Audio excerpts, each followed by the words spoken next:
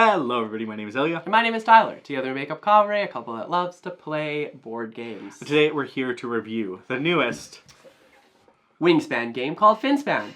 Finspan. This one is designed by David Gordon and Michael O'Connell, and of course it's published by Stonemaier Games. Now in Finspan, you'll take the role of a marine researcher, and you'll look at all the aquatic life in the sunlight zone, the twilight zone, and the deep, deep dark below the midnight zone. What will you find? You'll know because you'll place the fish there. Exactly. With that said, let's give you a quick overview of how the game is played. Finspan is played over 4 rounds, or weeks in this case. Each round, players will take 6 turns, either introducing fish to their ocean or diving to complete their research. Introducing fish comes at a cost, which sometimes is cards, the tokens on your player board, or consuming other fish on your player board. You'll place your diver, pay the cost, and then you'll be able to introduce your fish to a space that matches their preferred requirements, which are denoted by the zone on the left of the card or the dive site markings on the right. You can place fish on top of other fish if the fish's length is larger than the one below it. This sometimes is a cost, but you can do this regardless, as each consumed fish will score you points at the end of the game. Placed fish will have a variety of effects. Sometimes there'll be when played effects, which will resolve immediately. Game end effects, which happen at the end of the game, or if activated effects, which will happen when you dive. Now instead of introducing fish, you can use your diver to dive. You'll choose one of the 3 dive sites and proceed downwards. Within each section, you'll check the topmost dive site bonus. If there's a fish present, you'll be granted that bonus. This can be drawing a card, obtaining an egg, or hatching one of your eggs. You'll then move on down. If you come across any fish with if activated effects, you'll activate them. You'll continue going down, activating the topmost dive site bonuses if you have fish present in those zones, and if activated fish, of course, until you reach the very bottom. If this is your first dive in this dive site, you'll receive the dive site bonus. Now this is a good time to chat about an important function of this game. What you'll be doing is hatching eggs and moving the young to form schools. As soon as there's 3 young in one fish spot, you'll automatically form a school. You'll never have more than 1 school per space, similar to eggs, and cannot move schools through other schools. Now schools are important because they'll score you 6 points each at the end of the game, where eggs and the young only score you 1 point per. Now when every player has taken 6 turns, either playing fish cards or diving, you'll check to see how many points each player scores for the week's objective. For the entire game, you'll either use the base side A, or introduce a variety of objectives, and a competitive element with side B. After marking the points, you'll pass the first player marker and keep playing until 4 weeks have elapsed. At this point, you'll take any game end actions. You'll then score points on game end points, points printed on all your visible fish, 1 point for any consumed fish, 1 point for each egg and young on your board, and 6 points for every school. Will you have the most glorious aquatic presence? With that out of the way, let's dive into some key features. Now, of course, this game is set in aquatic life. It is, yeah. We've learned about birds, we've gone into dragons, we're now here with aquatic life. Yes. And I will say, I love the trend of writing fun facts on cards. Because as a person who sometimes waits too long for other players' turns. Wow. Or come for me, why don't you? Or sometimes just wants something to look at. And I'm also a person who learns strictly from reading and looking. It's so nice to see these random fun facts. Are you going to read them every single time? Probably not. But every now and then you'll learn something really cool. Or alternatively, you'll see the card that is Dory and you'll just call it Dory the entire time. That is true. But in that sense, Ilya is right. It's really cool to be able to like pinpoint certain, like even just being able to make that relationship to Dory. Like, this is the same fish as Dory. There's that cool little reminder and callback to things that might be nostalgic for you, and I have a lot of appreciation for that, while also still being able to learn some cool facts about some fish that you might not even heard of. No. And maybe which ones you want to stay away from, because some of them are kind of scary. And I think the game has set a lot of groundwork too for growth, because there's features that fish have that are right now educational. True. But there are abilities that can kind of flow forward. all into it. So that's really interesting too. Because I didn't know this fish is bioluminescent. Bioluminescent? Yes. Yeah, I got you. I got you. So that's feature number 1. We got the aquatic life in here. Yes, and if we ignore theme completely, but how could you with this game, and focus strictly on the mechanics, we're talking nice, simple engine builder, worker placement vibe that flows very smoothly and does exactly what I like in engine building, is it slowly ramps up. It does. And it feels great.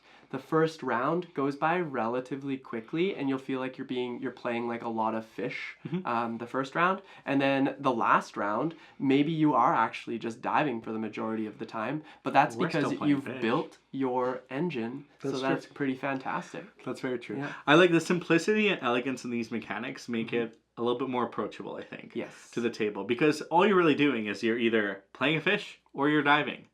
And the steps are just there in front of you. The game really presents itself for what it is on the table.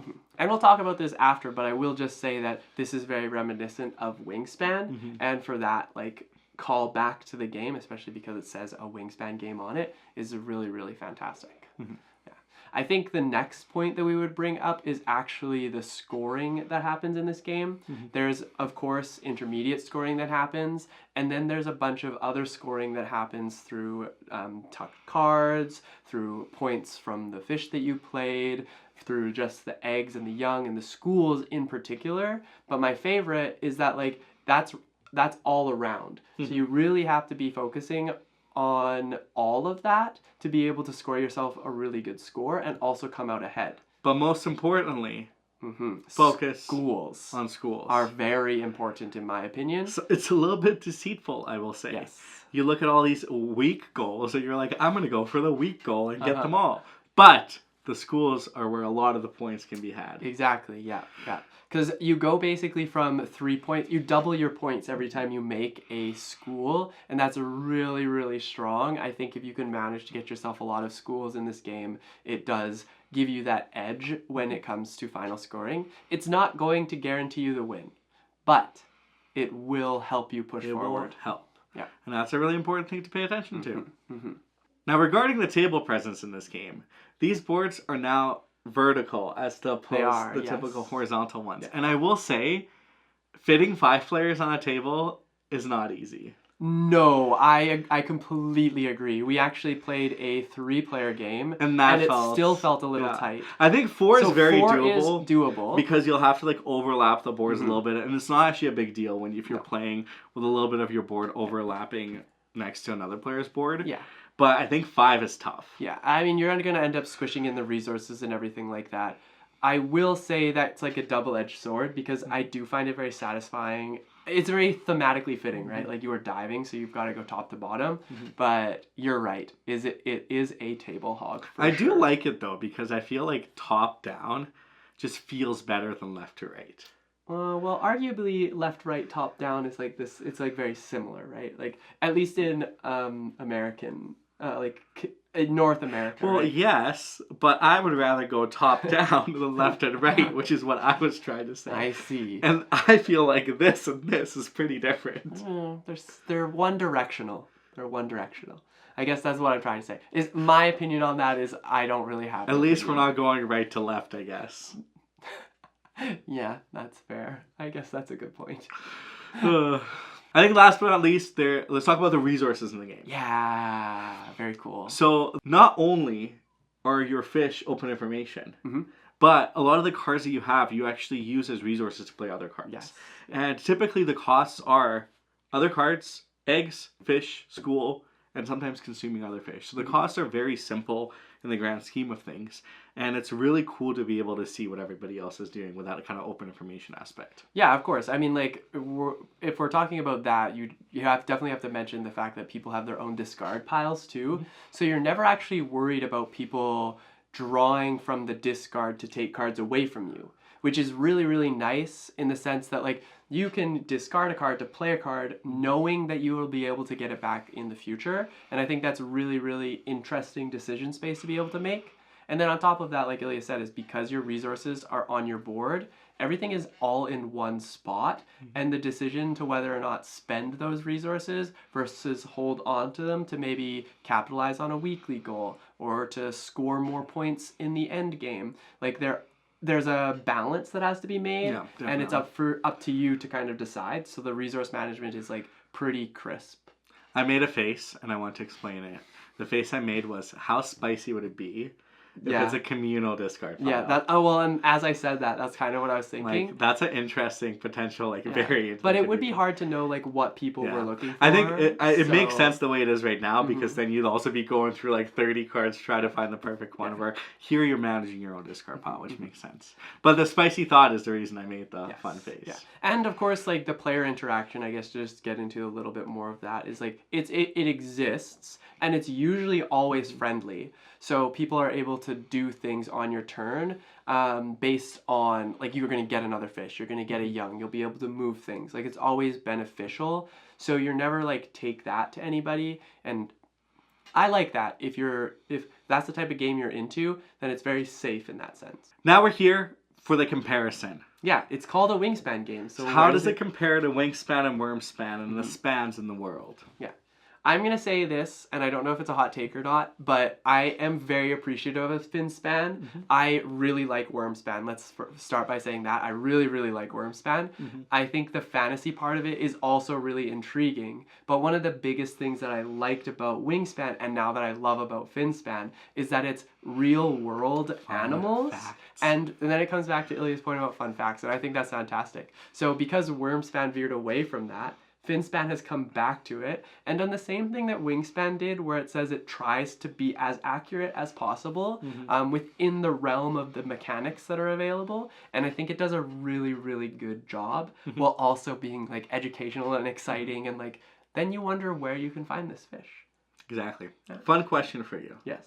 Do you prefer the theme of birds, dragons, or fish, or fins more? I don't Do you have a actually preference? know. I think it's weird because I don't like swimming, but I think I'm more of a water guy. Yeah. Like, I think I lean more into the water life, the aquatic life, so I think maybe Finspan would be more for me. Okay. That being said, like, I don't know where it falls. Like, I can't rank the three because I think they're very different as well. So, I don't know. I enjoy them all. Yeah. I am a bird person through and through. I thought that's what you were going to say. I forget the name. It's not ornithopter, but it's like the bird person. I love birds. But I, like you, I really enjoy that it's back to the real world setting, because I love the little fun facts. And it's really cool. And I think to shift to the next comparison point, mechanically, this one definitely is the lightest. Oh, 100% it's the lightest. And I really appreciate that, because I think it still has all the strategy and decision making that I feel the other games have, but in a more simplified, more approachable manner. Yes. So I think even, like, we taught this game a few times, and the teach was extremely smooth. Oh, yeah. Like, it was, we're doing this, let's play. And the turns are quick. It just feels great. Yeah, here's what you need to pay attention to. Like, the graphic design on the card, I guess that's not totally to the point that you're making, but the graphic design is very straightforward, easy to understand, and then it leans into that simplicity of the game. I think that what Wingspan did really well, of course, like, it's going to be a staple in the board game industry for however long now, and it will stay that way. I can't imagine it changing. But Finspan goes into the direction of I think more into the direction of mass market, and I think it does a really, really good job at welcoming people in. And on top of that, my favorite part about this whole Wingspan world that they're creating is now somebody who plays Finspan or plays Wingspan can step up to the next game and then add an expansion or step into Wyrmspan. Like, there's so much that's good about this game being where it is, and I think it fits in a really, really perfect spot. Yeah, I think there's definitely a place for it in the world, and I'm really excited to see people experience it and see the reception for it to take, because I think as hobby gamers, we sometimes take our hobby games for granted, but a game like this does exactly what you said, is it invites significantly more people in, because you know there's a person in your life who is like, have you seen this fish? It could eat 6 things all at the same time. Like, there's so many cool fish facts out there. Oh, yeah. And there's 100%. definitely a fish friend that you have. Yeah. So Yes. get this game, play it with And it them. could legitimately just be like, oh yeah, I went fishing and caught this fish. Yeah. Like that, it's cool in that sense. There's a lot of things that come into play, right? Like I can appreciate that a lot. So, and I think like we're at that stage where we're like teaching is hard sometimes. Teaching games is hard, but sometimes it depends on the game. This game is really smooth to teach, and I'm appreciative of it. But my point being is that like we're at that hobby game space, I guess, like you said, is we do take for granted that like learning games is not always the easiest either. Yeah, absolutely. And Finspan is a great place to start. So the big reason I enjoy this game is the sheer factor that, like you said, it is sometimes really hard at the end of the day to be like, let's dive into a crunchy game that we know we're going to enjoy.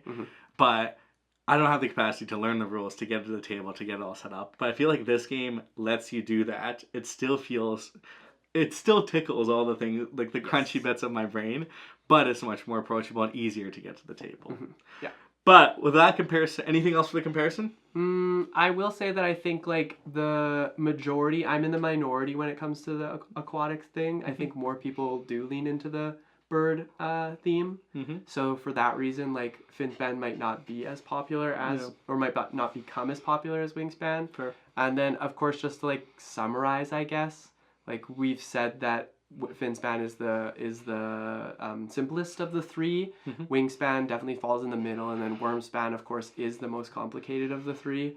I think Ilya said it right when he was saying that this is like a more approachable game and is really easy to teach. So, yeah, I think that's kind of all I would say in terms of comparison. Yeah, I think it has this familiar engine feel where you're moving down or you're moving left to right and getting things as you move, and that feels really satisfying. So if you enjoyed that in the games, you'll enjoy that in this game as well. I guess I do have a question then. Who do you think, I guess like who do you think this game is for? Like in terms of, well, let's just leave it at that. Who do you think this game is for?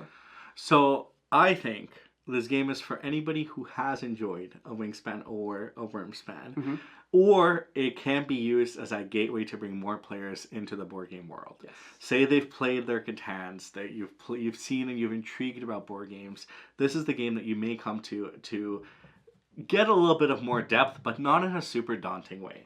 And maybe introduce more to like modern board games. Yeah, more modern Catan board is games. definitely, I still think modern, but we're getting past that point. Maybe. Exactly. So I think it's a game that will introduce more and more people to hobby games, and it can be used as a game to introduce people because people relate to fish, they know fish, and the rules in this game on surface level are very simple. Like you have 4 rounds, you're playing 6 turns each round. On your turn, you're playing a fish or you're diving. That's it. Yeah. And then a lot of the game you can actually figure out from seeing what your fish are. Here's the cost. Oh, I should play this because I want to be able. And then you begin to see some of those sparks as well of like, oh, if I go here, I can get an egg and I can draw a card. And then you begin to see that engine building come to light in a natural way. Yeah, 100%. Would you agree? I think I agree completely. Nice. Of course, the only thing else I might add is that like if you're looking for a game that isn't very, that is like low player interaction but still has it there, Finspan is definitely gonna check those boxes for you. Yeah. Now, overall thoughts, final thoughts. Finspan, what do we think? I think this is a fantastic game. I don't know how I would rank it between the three in the Wingspan world. It's, of course, the lightest, so I think personally I wouldn't lean too much into it, but I like what you said about it's easier to get to the table when maybe you just don't have that power or the like mental strength to be able to get through something like Wyrmspan. So I think overall, really fun, really approachable, really clean in the mechanics, and I've quite enjoyed our playing through it.